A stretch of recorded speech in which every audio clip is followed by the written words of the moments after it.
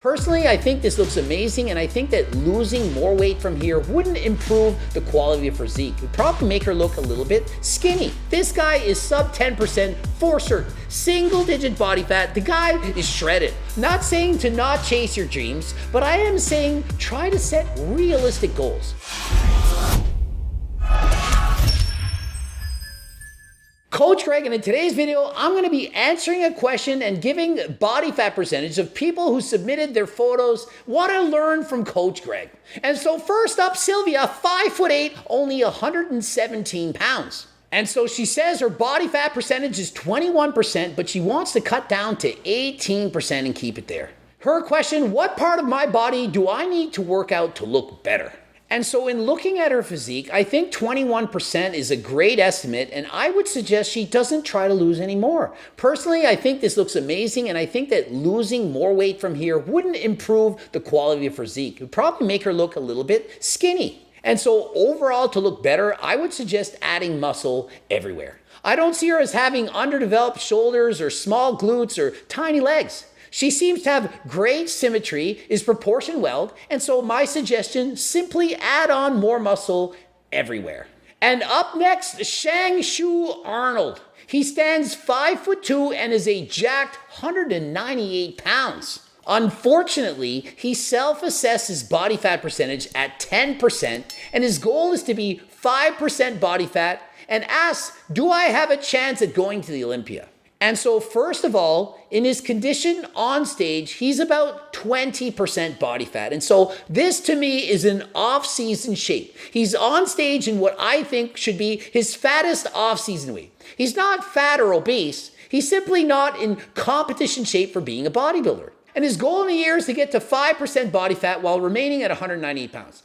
Does he have a chance of this? Yeah, he does. The same chance as I have of being struck by lightning in the next 5 minutes while sitting here on my couch. And so there's a chance, it's small, but probably not going to get there. Not saying to not chase your dreams, but I am saying try to set realistic goals. You think you're 10%, but you're actually 20. Why not make your goal to actually get to 10? The new goal, be what you think you are right now. The next time you compete, you should see clearly defined six-pack. He has a lot of size. He doesn't look bad. It's just in terms of bodybuilding standards, this to me is an off-season bodybuilder. Up next is Pepsi. She's never trained seriously before. She's 5'3", 121 pounds. Her goal is to go from 30% body fat to 27% while losing 5 pounds. And so first off, her body fat is about 33%, a little bit higher than she thinks. But in 1 year, I do believe that getting down to 20% is very realistic. For most women, 25%, that is optimal for their health. You don't need to get any leaner than that. And so considering her name is Pepsi, loaded in calories, it's not Diet Pepsi, her name's Pepsi, she does have an above average physique. I do believe if she cut down, trimmed down her body fat, and took training seriously, that one day in the future, she could compete in a bikini competition. Her question for me is, how long do I sleep every day? And that depends, but on average, it's somewhere between 7 and 8.5 hours a day. Up next, Shu has only been training for 3 months. He's 6'2", 166 pounds, says he's 18% body fat. To me, this looks closer to 14% body fat, and his goal is to get to 12% body fat while adding on 8 pounds of muscle. And because he's new to the gym, there is a small chance he'll be able to gain that much muscle in his first year. Gaining 8 pounds of muscle, I do think he can do that, but he wants to gain 8 pounds of muscle while decreasing his body fat at the same time. That may in fact take an additional year, but I do believe if he trains hard and he has good genetics that he will be able to achieve his goal. His question, how to make muscle striations more defined? The answer is simple. All you need to do is get bigger muscles and have less body fat covering those muscles. The larger the muscles and the thinner the fat layer covering it, the more you will see those visual striations when you flex them.